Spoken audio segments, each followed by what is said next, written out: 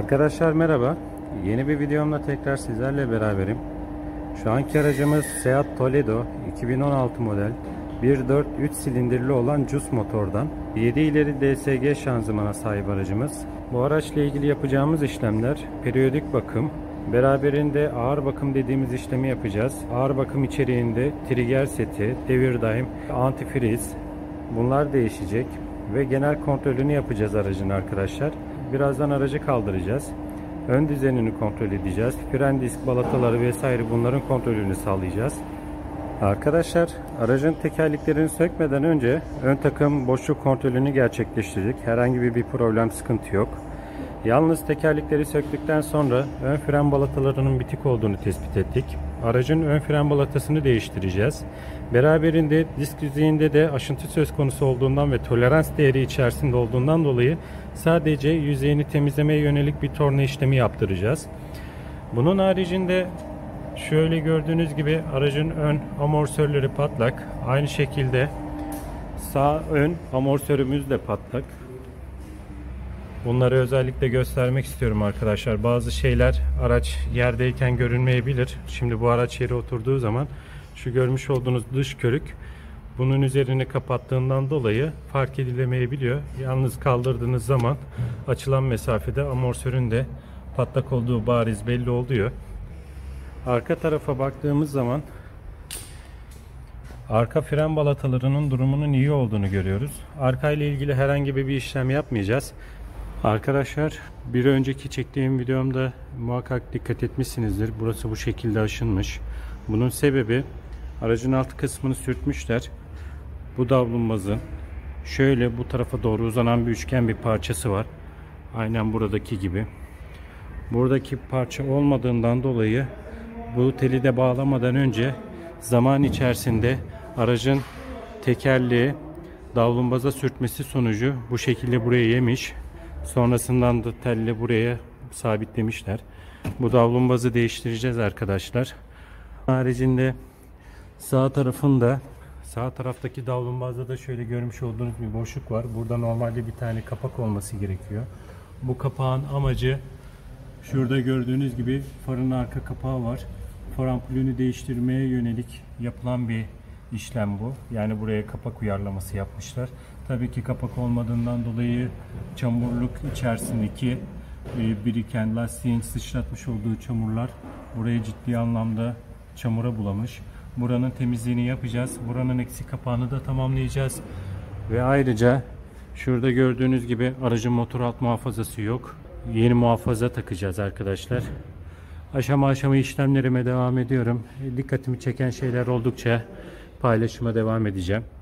Arkadaşlar disklerimiz tornadan geldi. Gördüğünüz gibi yüzeyi tertemiz oldu. Önlü arkalı.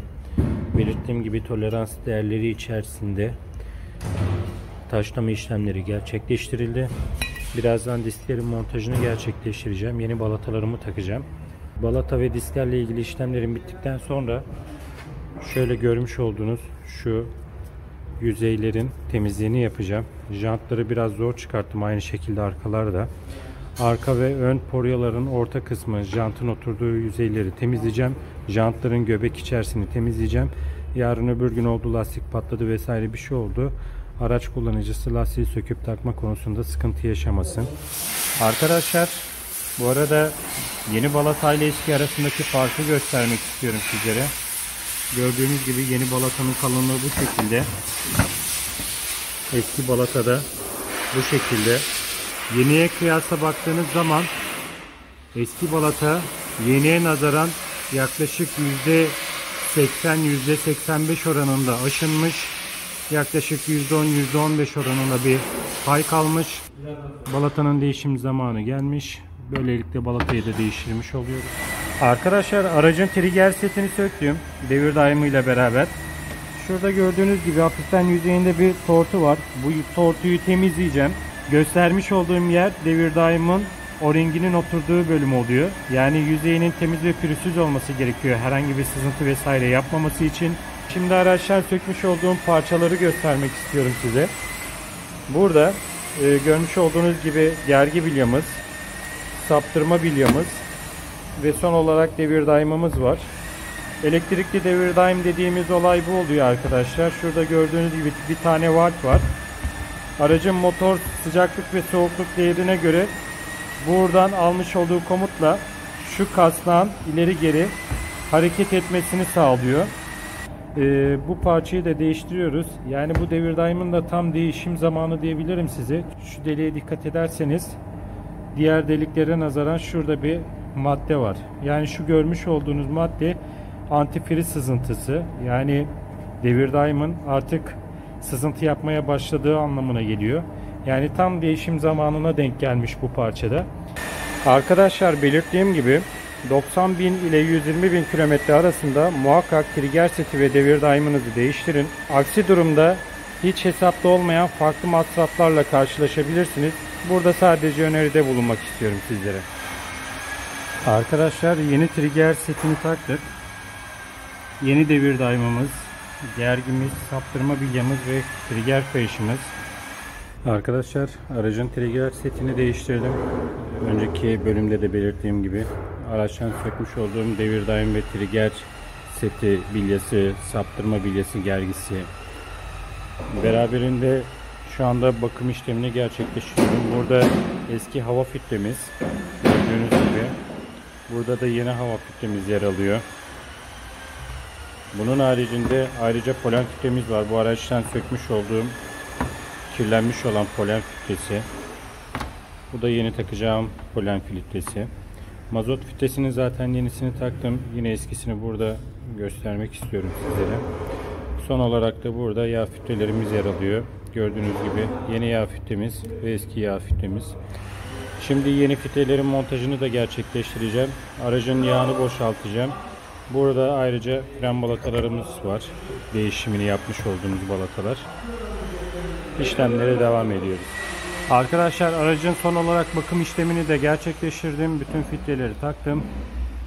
Şu anda da gördüğünüz gibi sol davlumbazımızla motor alt muhafazasını da yenisini taktık.